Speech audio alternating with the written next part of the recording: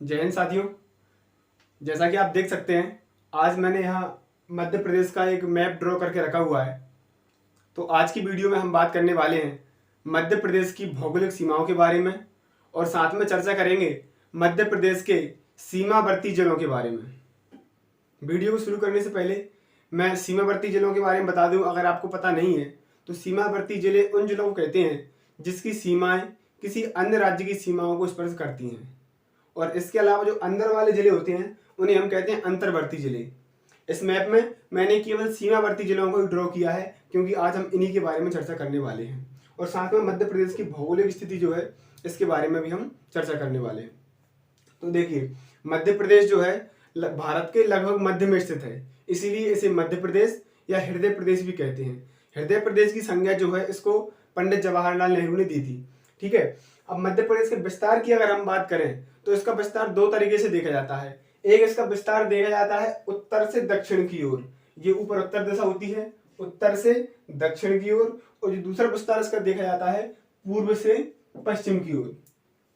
तो आपको पता होगा मध्य प्रदेश का जो पूर्व से पश्चिम की ओर विस्तार है वो है 870 किलोमीटर, 870 किलोमीटर। और जो उत्तर से दक्षिण की ओर विस्तार है वो है 605 किलोमीटर।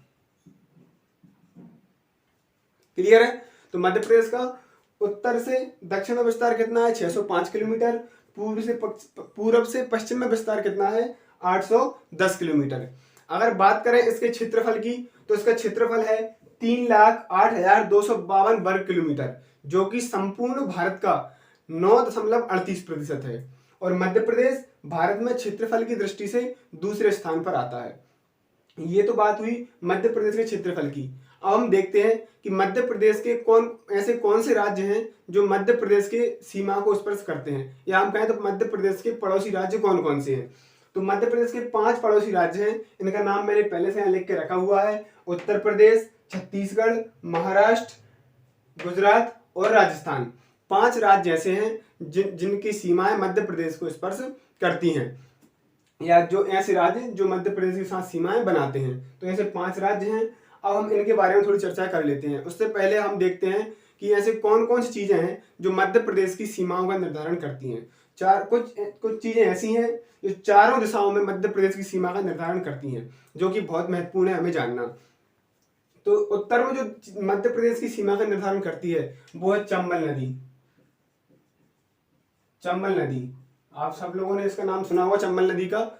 चंबल के बीहड़ काफी प्रसिद्ध हैं, है ना। तो चंबल नदी जो है उत्तर प्रदेश में क्या करती है, हमारी मध्य प्रदेश की सीमा को निर्धारित करती है।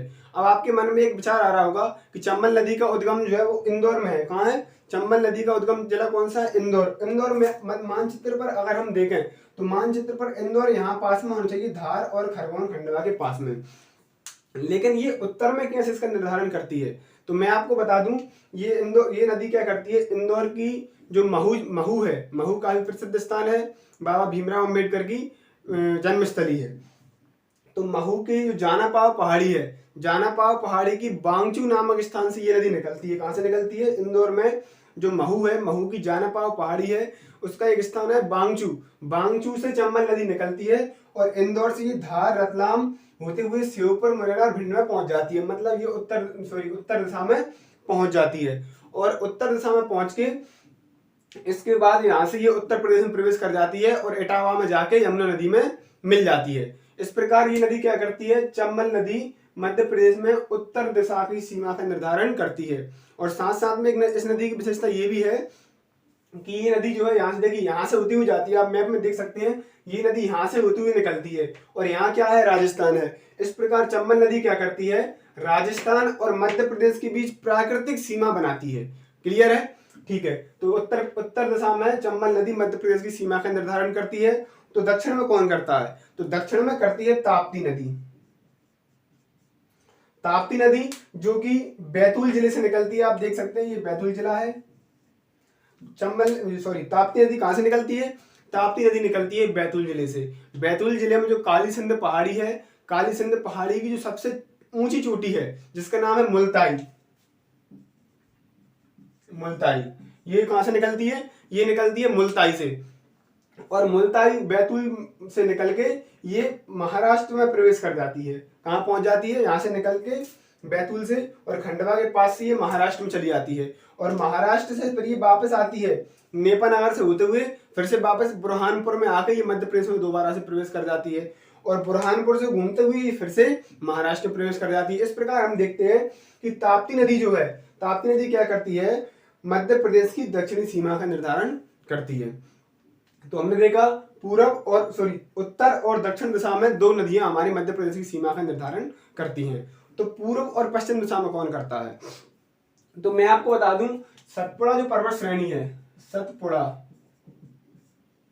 बहुत से लोगों ने इसका नाम सुना होगा, 8वीं कक्षा से हम इसको पढ़ते आ रहे हैं। सतपुड़ा जो पर्वत श्रेणी है उसका मध्य प्रदेश में विस्तार है अलीराजपुर से लेकर, मैं ऐसा दिखा देता हूं, अलीराजपुर से लेकर बालाघाट तक, यहां से लेकर यहां तक सतपुड़ा पर्वत श्रेणी का मध्य प्रदेश में विस्तार है। अब सतपुड़ा पर्वत श्रेणी जो है इसको 3 भागों में बांट दिया गया है। बीच में है महादेव पर्वत श्रेणी और पूर्व में है मैकाल पर्वत श्रेणी और पश्चिम में है राजपीपला पहाड़ियां। तो होता क्या है, जब ये जो सतपुड़ा पर्वत श्रेणी है जब ये पूर्व में अपना विस्तार करती है, जब सतपुड़ा पर्वत श्रेणी पूर्व में अपना विस्तार करती है तो ये मैकाल पर्वत श्रेणी बन जाती है, कहलाती है।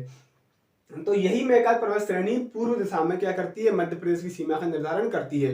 और मैकाल पर्वत श्रेणी की क्या नाम सुना है? अमरकंटक जो है नर्मदा नदी का उद्गम स्थल, वो कहाँ स्थित है? वो मैकाल पर्वत श्रेणी में ही स्थित है। इसके बाद अगर हम पश्चिम दिशा की बात करें तो पश्चिम दिशा में मध्य प्रदेश की सीमा का निर्धारण कौन करता है? तो यही सतपुड़ा पर्वत श्रेणी अगर पश्चिम में विस्तार कर जाती है तो ये राजपीपला की पहाड़ियों के रूप में बन जाती है। और राजपीपला की जो पहाड़ियां हैं यही क्या काम करती हैं? यही मध्य प्रदेश में पश्चिम दिशा में इसकी सीमा का निर्धारण करती हैं। तो ये तो बात हुई मध्य प्रदेश की जो सीमाएं हैं वो किन किन चीजों से मिलकर बनी हुई हैं। अब हम देखते हैं कि इसके पड़ोसी राज्य कौन कौन से हैं और उन राज्यों के जो सीमावर्ती जिले हैं वो कौन कौन से हैं।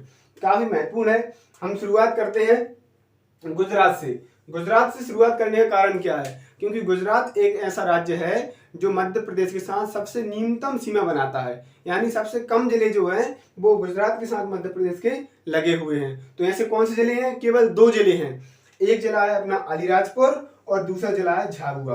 आप याद रखिएगा, अलीराजपुर और झाबुआ ऐसे 2 जिले हैं जिनकी सीमाएं गुजरात को स्पर्श करती हैं। अलीराजपुर की एक और विशेषता है, अलीराजपुर की विशेषता यह है कि अलीराजपुर जो है मध्य प्रदेश का सबसे पश्चिम का जिला है। सबसे पश्चिमी जिला कौन सा है? अलीराजपुर। सबसे पूर्वी का जिला कौन सा है? सिंगरौली। सबसे उत्तर का जिला कौन सा है? मुरैना। और दक्षिणी जिला कौन सा है? बुरहानपुर। ठीक है। तो गुजरात के साथ कौन कौन जिले जो सीमाएं बनाते हैं? एक बनाता है अलीराजपुर, दूसरा बनाता है झाबुआ। इसी प्रकार अगर हम बात करें महाराष्ट्र की, हम ऐसे क्रम से चलते जाते हैं। नीचे दिया हुआ है महाराष्ट्र। दक्षिण दिशा में कौन सा राज्य है मध्य प्रदेश के? महाराष्ट्र है। पश्चिम दिशा में कौन सा राज्य है? गुजरात है। ध्यान रखिएगा।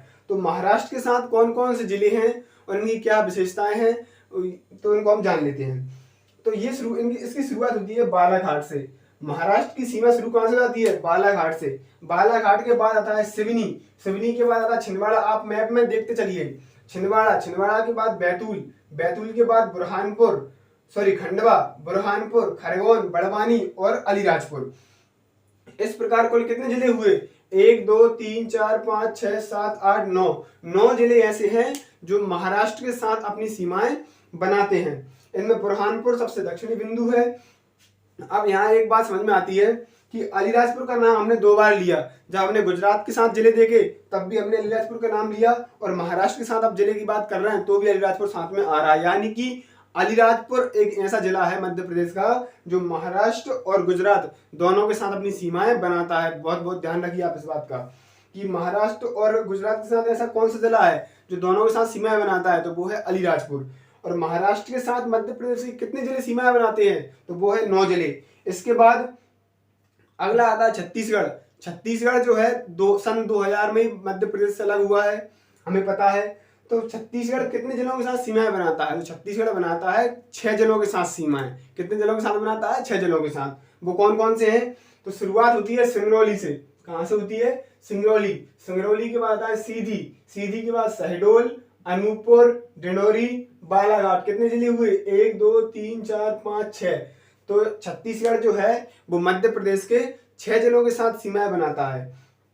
और यहाँ पर मैं आपको एक एडवाइस देना चाहूंगा कि आप सब भी एक बार अपने रजिस्टर पर ऐसा एक मैप ड्रॉ कीजिएगा, मध्य प्रदेश का भी कीजिएगा और भारत का मैप भी बनाइएगा। इससे क्या होगा, जो जिले हैं और जो राज्य हैं उनकी लोकेशन है मैप पर, वो आपके माइंड में एक बार फिट हो जाएगी, तो आपको फिर उसको भूलोगे नहीं, उसको याद करने में ज़्यादा प्रॉब्लम आपको नहीं आनी है। तो हम देखते हैं छत्तीसगढ़ जो है वो 6 जिलों के साथ अपनी सीमाएं बनाता है, सिंगरौली से लेकर बालाघाट तक। अब यहाँ भी देखने में एक चीज आती है कि जो बालाघाट है वो महाराष्ट्र के साथ ही अपनी सीमाएं बना रहा है और छत्तीसगढ़ के साथ ही अपनी सीमाएं बना रहा है। तो इसका मतलब क्या हुआ, बालाघाट एक ऐसा जिला है जो महाराष्ट्र के साथ ही अपनी सीमाएं बनाता है और छत्तीसगढ़ के साथ भी अपनी सीमाएं बनाता है। छत्तीसगढ़ मध्य प्रदेश के पूर्व में स्थित है, किंतु ये कुछ पूर्व के और कुछ जिले दक्षिण पूर्व के जिलों के साथ अपनी सीमाएं बनाता है। इसी तरह हम देखें उत्तर प्रदेश। उत्तर प्रदेश अपने आप में काफी खास महत्वपूर्ण है, क्योंकि ऐसा क्या है कि उत्तर प्रदेश जो है मध्य प्रदेश के साथ सबसे लंबी सीमाएं बनाता है। सबसे अधिक जिले जो है मध्य प्रदेश के, वो किसके साथ सीमा बनाते हैं? उत्तर प्रदेश के साथ सीमाएं बनाते हैं। कितने जिले बनाते हैं? 13। वो कौन कौन से हैं? तो शुरुआत करते हैं मुरैना से। मुरैना के बाद भिंड। और देखिए यहाँ तक ये जो खाली स्पेस आप देख रहे हैं, ये जो खाली स्पेस है ये यहाँ तक भी उत्तर प्रदेश आया हुआ है। तो जितना ये जो जिले इस खाली स्पेस को टच करते हैं वो जिले किसके साथ सीमा बनाएंगे? उत्तर प्रदेश के साथ सीमाएं बनाएंगे। तो हम देख लेते हैं कौन कौन जिले इसको टच करते हैं। तो मुरैना यहाँ देखिए यहाँ टच कर रहा है, भिंड, दतिया, शिवपुरी, अशोकनगर, सागर, निमाड़ी, टीकमगढ़, छतरपुर, पन्ना, सतना, रीवा और सिंगरौली। यानी कि कुल 13 जिले जो हैं वो मध्य प्रदेश के साथ उत्तर प्रदेश के साथ सीमाएं बनाते हैं। कौन कौन से हैं? 1 2 3 4 5 6 7 8 9 10 11 12 13। सागर और अशोकनगर मध्य प्रदेश के काफी अंदर हैं, लेकिन फिर भी ये उत्तर प्रदेश के साथ सीमाएं बनाते हैं। सागर की आप खासियत क्या है? ये मध्य प्रदेश का केंद्र बिंदु है। मैप में भी अगर मध्य प्रदेश के नक्शे में भी अगर हम देखें तो सागर लगभग बीच में स्थित है, इसलिए इसे क्या कहते हैं? मध्य प्रदेश का केंद्र बिंदु कहते हैं। और ये किसके साथ अपनी सीमा बनाता है? उत्तर प्रदेश के साथ अपनी सीमाएं बनाता है। इसी के साथ अगर हम देखें राजस्थान की बात करें तो राजस्थान कितने जिलों के साथ सीमाएं बनाता है? तो राजस्थान बनाता है 10 जिलों के साथ अपनी सीमाएं। वो 10 जिले कौन कौन से हैं? मुरैना, श्योपुर, शिवपुरी, गुना, राजगढ़, आगरमालवा, रतलाम, मंदसौर, नीमच और झाबुआ। कितने जिले हुए? 1 2 3 4 5 6 7 8 9 10। यानी कि राजस्थान कुल 10 जिलों के साथ मध्य प्रदेश से सीमाएं बनाता है।